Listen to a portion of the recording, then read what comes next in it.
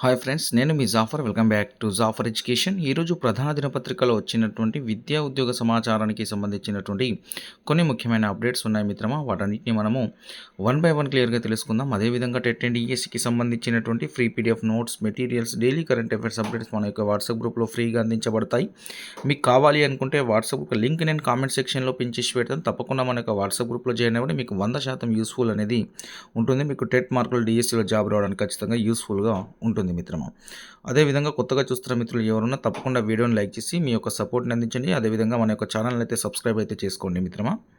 Right మిత్రమా, ఇక్కడ మొదటి అప్డేట్గా మనం చూసుకున్నట్లయితే ఈరోజు మనకు విద్యార్థి నిరుద్యోగ మహాగర్జనందు జాబ్ క్యాలెండర్ పేరుతో మోసపోయిన నిరుద్యోగులు, ఏడాదికి 2 లక్షల ఉద్యోగాల భర్తీ ఎక్కడ, మెగా డిఎస్సి ఎక్కడ, పోలీసు నియామకాలు ఎక్కడ, గ్రూప్స్ నియామకాలు ఎక్కడ, జాబ్ క్యాలెండర్ ప్రకారం వివిధ శాఖల్లో ఉన్న ఉద్యోగాలు ఎక్కడ. సో ఈరోజు జూన్ 20 మన ధర్నా చౌక్ దగ్గర, ఇందిరా పార్క్ దగ్గర ఈరోజైతే నిరుద్యోగులు అయితే ధర్నా అయితే చేపట్టారు మిత్రమా, నిరుద్యోగుల ధర్నా.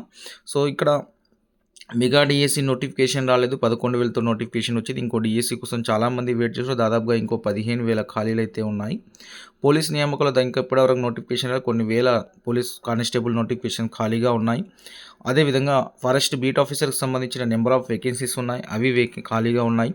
అదేవిధంగా జాబ్ క్యాలెండర్ రిలీజ్ అయింది కానీ దాని ప్రకారం జాబ్ క్యాలెండర్ అమలు కాలేదు. సో ఇవన్నీ తీసుకొని నిరుద్యోగులు అయితే ధర్నా కార్యక్రమాన్ని అయితే చేపట్టారు. సో ఈరోజు ఉదయం 10 గంటలకు అయితే ధర్నా కార్యక్రమం అయితే స్టార్ట్ కాబోతుంది. మొత్తానికైతే ఈ నోటిఫికేషన్స్ అయితే రాబోతాయి మిత్రమా. ఫ్యూచర్లో ఖచ్చితంగా ఈ నోటిఫికేషన్ ఉండబోతుంది. మెగా డిఎస్సి నోటిఫికేషన్, పోలీస్ నియామకాలు ఉంటాయి, గ్రూప్స్ నియామకాలకు సంబంధించి గ్రూప్ 3-4 పోస్టులు అయితే ఉండే అవకాశం ఉంటుంది, ఉంటుందని.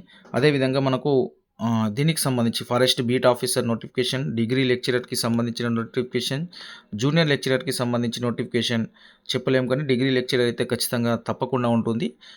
అదేవిధంగా ఇక్కడ చూసుకున్నట్లయితే మనకు గురుకులకు సంబంధించిన నోటిఫికేషన్ వస్తుంది. అదేవిధంగా మోడల్ స్కూల్కి సంబంధించిన నోటిఫికేషన్స్ వస్తుంది. దాని తర్వాత మనకు ఉన్నటువంటి వేకెన్సీస్ ఉన్నటువంటి నోటిఫికేషన్స్ ఏంటి అంటే, వీటితో పాటు ఇవన్నీ నోటిఫికేషన్స్ మనకు 1 by 1 రిలీజ్ అయ్యే అవకాశాలు ఉన్నాయి. చాలా లేట్ చేస్తున్నారు. ఇవన్నీ నోటిఫికేషన్స్ ఇవ్వాలని నిరుద్యోగులు అయితే ధర్నా చేస్తున్నారు. చాలామంది ఏజ్ అనేది ఎక్కువ అవుతుంది, సో వయసు పెరుగుతుంది. సో ఆ రీత్యాన దాన్ని దృష్టిలో ఉంచుకొని ప్రభుత్వం తొందరగా జాబ్ క్యాలెండర్ రిలీజ్ చేసి నోటిఫికేషన్స్ వెయ్యాలని నిరుద్యోగులు అయితే కోరుకుంటున్నారు. సో ముఖ్యంగా ఖాళీలు ఎన్ని అయితే ఉన్నాయో అన్ని ఖాళీలని వేయాలని. అదేవిధంగా ఆర్టీసీలో నెంబర్ ఆఫ్ వేకెన్సీస్ ఉన్నాయి, ఇప్పటికీ నోటిఫికేషన్ రాలేదు. అంగన్వాడీలో నెంబర్ ఆఫ్ వేకెన్సీస్ ఉన్నాయి 14,000, దానికి సంబంధించిన నోటిఫికేషన్ రావాల్సి ఉంది. సో ఈ నోటిఫికేషన్స్ అన్నిటిని ఆపుతున్నారు. ఎందుకంటే నెక్స్ట్ నోటిఫికేషన్స్ అన్ని 1 by 1 రిలీజ్ చేసే అవకాశం అయితే కనిపిస్తూ ఉంది. సో వీటన్నిటిని ఫ్యూచర్ ఎలక్షన్కి ఉపయోగించుకోవడం కోసం సో ఆపే అవకాశం అయితే కనిపిస్తూ ఉంది. కాబట్టి సో తొందరగా ఈ నోటిఫికేషన్స్ అన్నిటిని నోటిఫికేషన్స్ అన్నిటిని తొందరగా వేయాలని నిరుద్యోగులు అయితే ధర్నా చేపట్టడం అయితే జరుగుతుంది ఈరోజు. దీనికి పర్మిషన్ కూడా పోలీస్ నుంచి పర్మిషన్ కూడా ఇవ్వడం అయితే జరిగింది మిత్రమా. సో మనకు తప్పకుండా మెగా డిఎస్సి నోటిఫికేషన్ అయితే 100% ఉంటుంది, బట్ కొద్దిగా లేట్ అయ్యే అవకాశం ఉంది. సో జూలైలో మీ టెట్ ఎగ్జామ్ కంప్లీట్ అయ్యేంత వరకు దీనికి సంబంధించిన ఖాళీల వివరాలు మీకు జిల్లాల వారీగా అయితే మేము అందించే ప్రయత్నం అయితే చేస్తాను మిత్రమా. మీకు టెట్ ఎగ్జామ్ అయిన తర్వాత టెట్ రిజల్ట్ వచ్చేలోపు మీకు జిల్లాల వారికి ఖాళీలు చెప్పే ప్రయత్నం అయితే చేస్తాను. పోలీస్ నియామకాలకు సంబంధించి నెంబర్ ఆఫ్ ఖాళీలు ఉన్నాయి, దీనికి సంబంధించిన అప్డేట్ కూడా మీకు స్థానిక ఎన్నికల తర్వాత వస్తుంది. దాని తర్వాత మిగతా నోటిఫికేషన్ సంబంధించిన అన్ని అప్డేట్స్ మీకు అంటే ఖాళీల వివరాలు అయితే మనకు ఈ స్థానిక ఎలక్షన్స్ తర్వాత, సో జూలై ఆగస్టు తర్వాత దీనికి సంబంధించిన అప్డేట్స్ ఇవ్వచ్చు మనకు.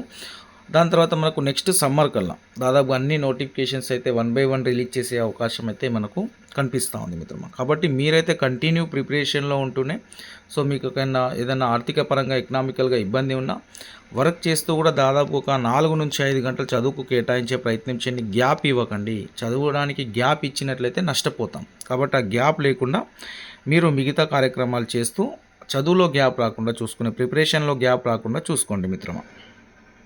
రైట్ మిత్రమా, నెక్స్ట్ అప్డేట్ చూసుకున్నట్లయితే 612 అసిస్టెంట్ ప్రొఫెసర్ల భర్తీకి నోటిఫికేషన్. ఎన్ఎంసి నోటీసులతో సర్కారు కదలిక. 3 రోజుల్లో నోటిఫికేషన్ విడుదలకు ఛాన్స్ అని ఇస్తున్నారు. ప్రొఫెసర్కి సంబంధించి 3 రోజుల నోటిఫికేషన్ వస్తుందని. టెట్ పేపర్ ఈజీ అని రాశారు. టెట్ పేపర్ మరీ ఏం ఈజీ లేదు, చాలా టఫ్ వస్తుంది.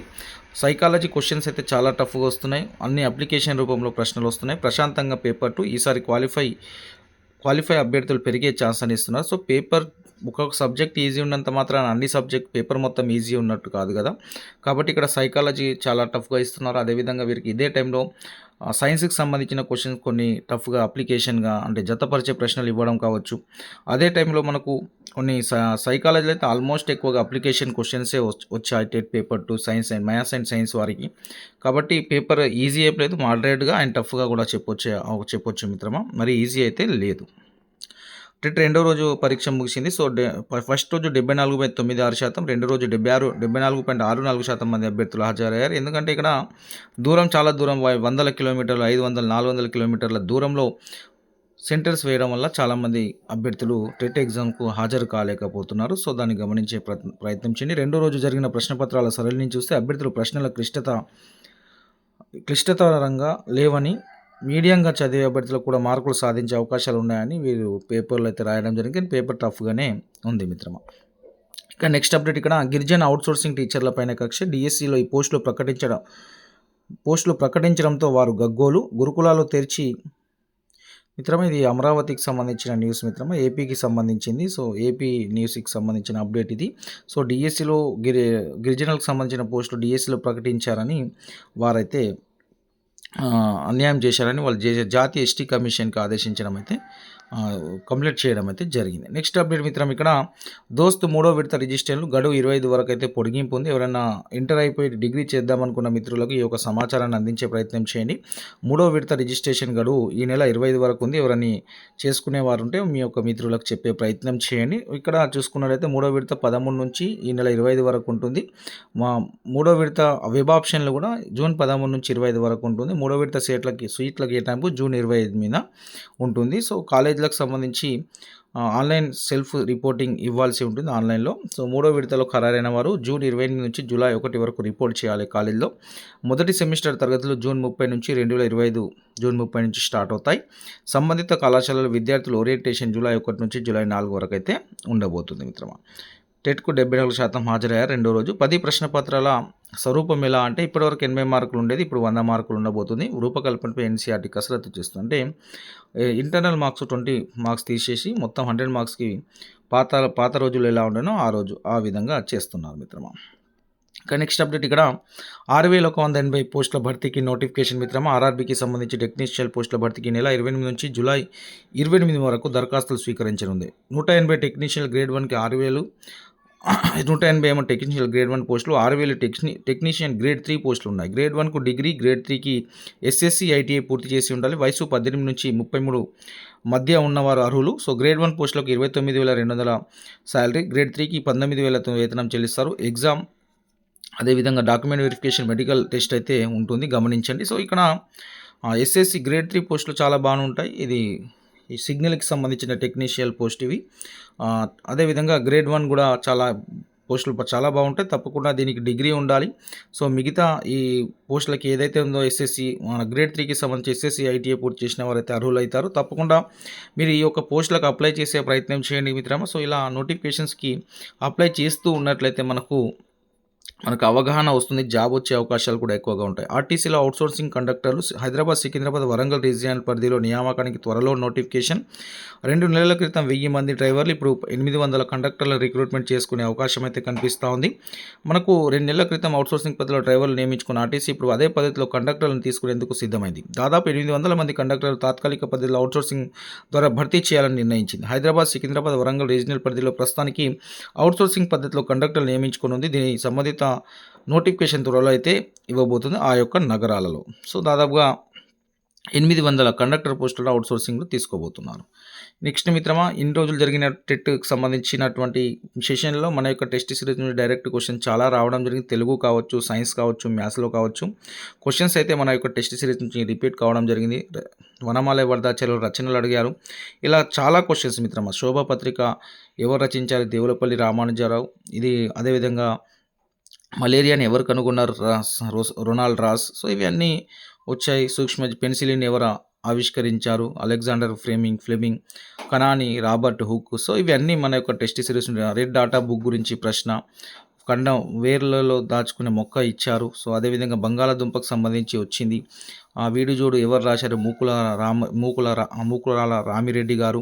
సో, ఇలా ప్రతి ప్రశ్న మన యొక్క మగ్గు కథ సంబంధించి వచ్చింది. మిద్దె రాములు. అచ్చ తెలుగు కావ్యం యయాతి చరిత్ర ఏంటని అడిగారు. అచ్చ తెలుగు కావ్యం ఇది కూడా మన ఒకటి డైరెక్ట్ క్వశ్చన్. ఏ ప్లస్ కాలము ఎక్కాలము. సో, ఇక్కడ ఏమడిగారంటే ఇది ఇవ్వడం జరిగింది. ఎక్కాలంను విడదీయమని ఏ ప్లస్ కాలము అనేది మనకు సరైన సమాధానం అవుతుంది. ఇది డైరెక్ట్ ప్రశ్న మన రివిజన్ క్లాస్ నుంచి వచ్చింది.